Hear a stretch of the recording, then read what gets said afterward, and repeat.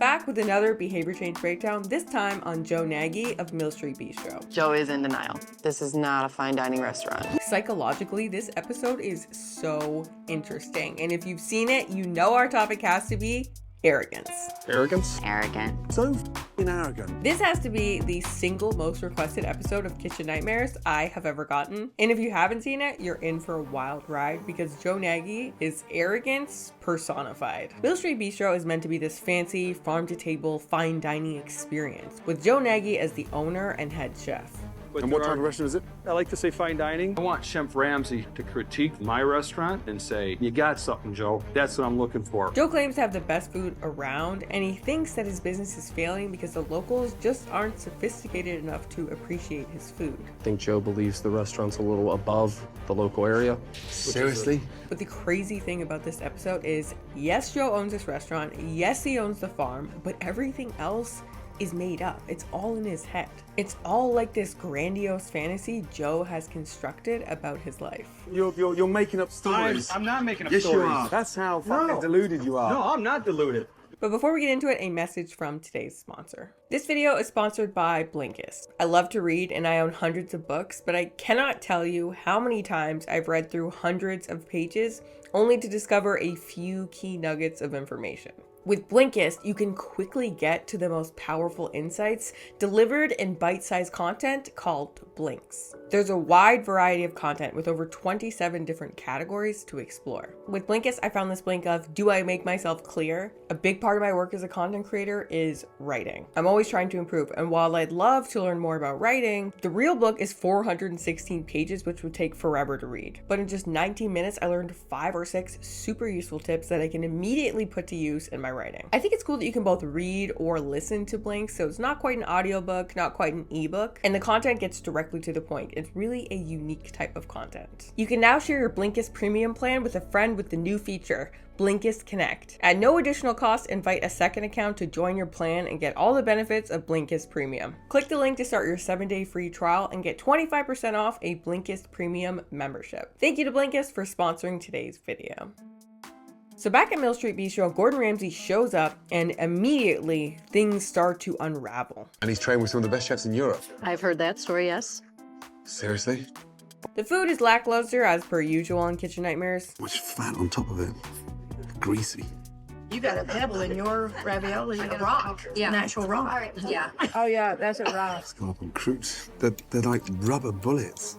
But it's these little carrots that really introduce us to Joe's issues. Micro carrots. Oh, micro carrots. Do you not think you should let it grow a bit? I guess the carrots are supposed to be some sort of garnish, but Gordon Ramsay is not having it and tries to hand them off to Joe. Can I give those back to you? Joe? I mean, I don't personally want them myself, but you can take them back to the kitchen. Joe seems to take this interaction as some sort of challenge to his ego. I have staff here that'll take care of that. You don't hand me raw food in my dining room. Very, very arrogant statement. Arrogance.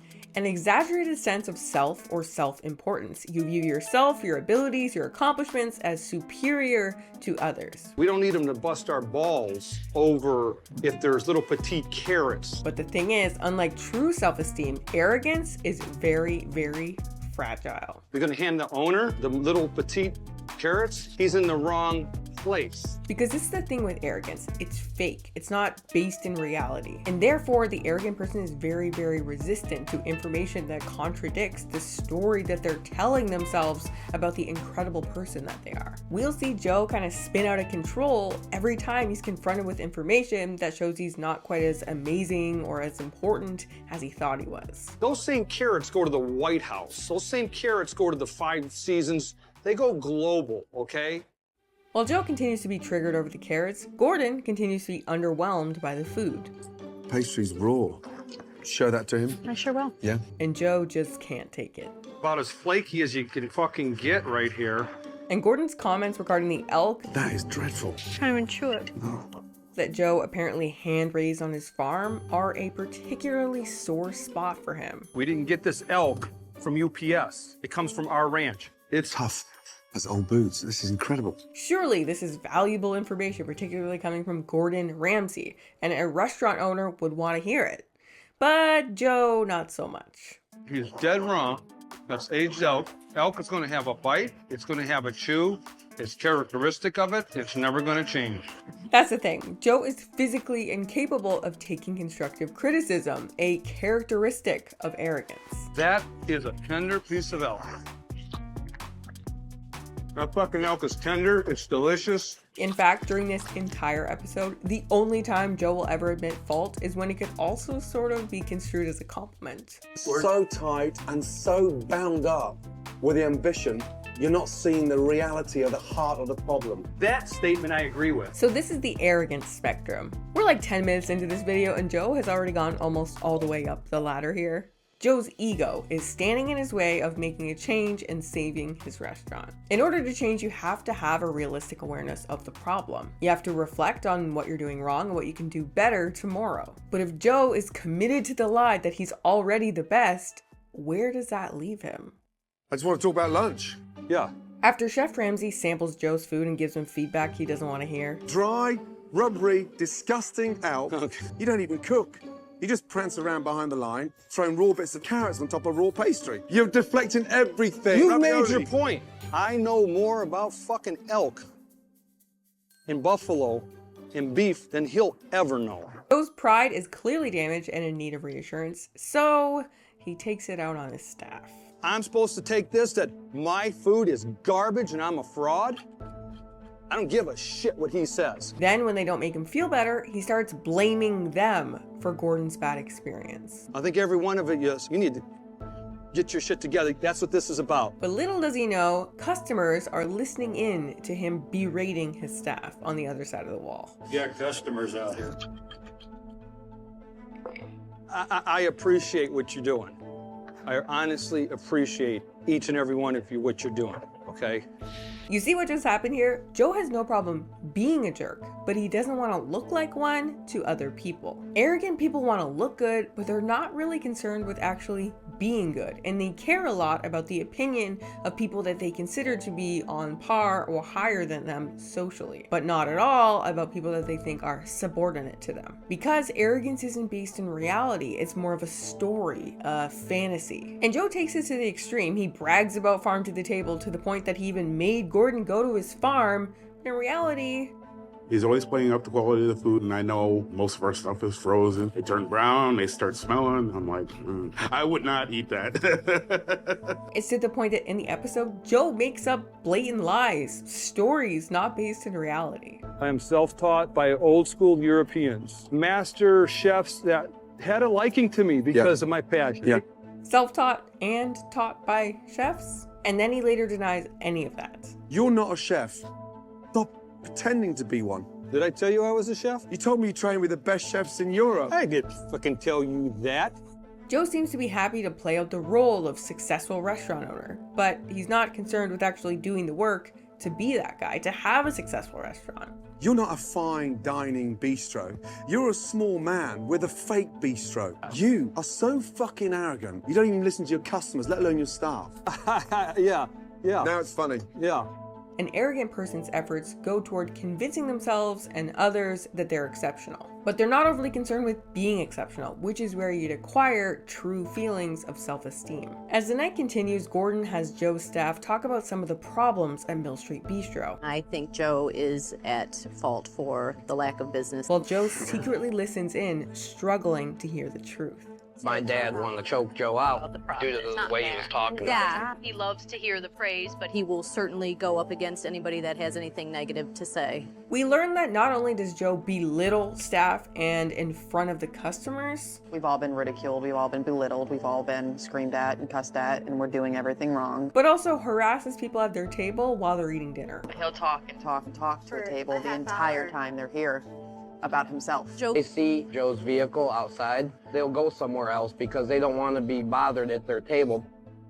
Yelling at your employees and telling your customers how great you are both reinforce the mental fantasy that you're special. They say that arrogance is a spectrum, and from time to time, everyone demonstrates arrogant traits. But it's crazy how far up this spectrum Joe goes. He's basically just like this tower personified. An important part of arrogance is this belief or assumption of superiority. The paper I'm taking this information from doesn't elaborate too much on this part, unfortunately, I don't know why. But I would assume that arrogant people beat other people down because A, partially they feel like they can because they view those other people as subordinate to their superior status, and B, to elevate themselves in comparison to others in their own mind. If I can get away with this, I must therefore be at least a little higher on the hierarchy. Yet people with healthy self-esteem, they don't need this sort of external validation. They don't need to try and project superiority and have the outside world try and validate this because they're not trying to convince themselves of anything and they don't have anything to prove. So Joe takes in their critiques and is oh so close to taking some small shred of responsibility. What has happened here ultimately is my responsibility and my fault. A lot of things need to change. That means that I need to change, and you need to change, and we all need to change. We're going to do it. But as we know, he's not quite capable of this, and therefore he does not.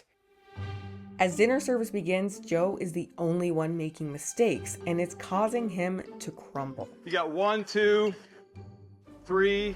Joe, can we try to save this? Joe, please. No answer. Joe is just completely shutting down. Then there's this moment where he tries to get Joe to compliment his elk quesadilla. We need an elk quesadilla. That's really what I need. Okay, they want to see how we make this crap.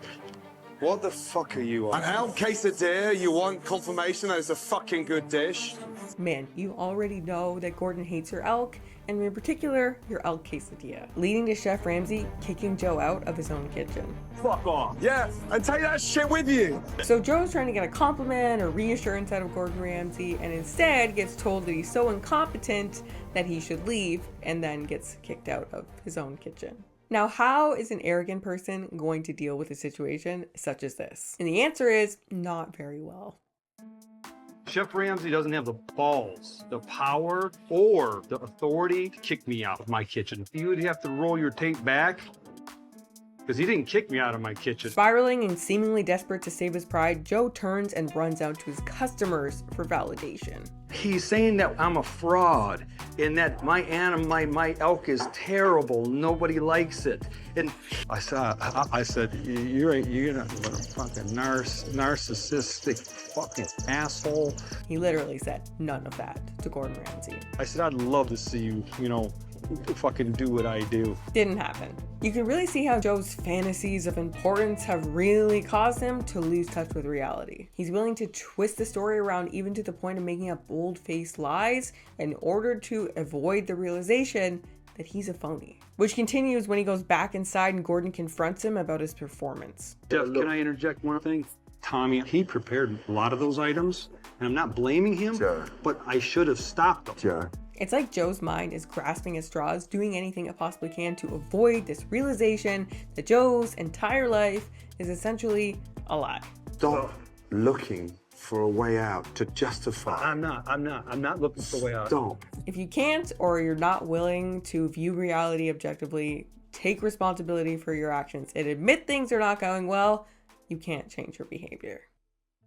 And in the episode, Joe has this moment where he seems like he sort of changed. You delivered. It was rough. Didn't have to be that rough, let me tell you. Well, it didn't have to be, but you got to remember when we're talking about me, Joe Nagy.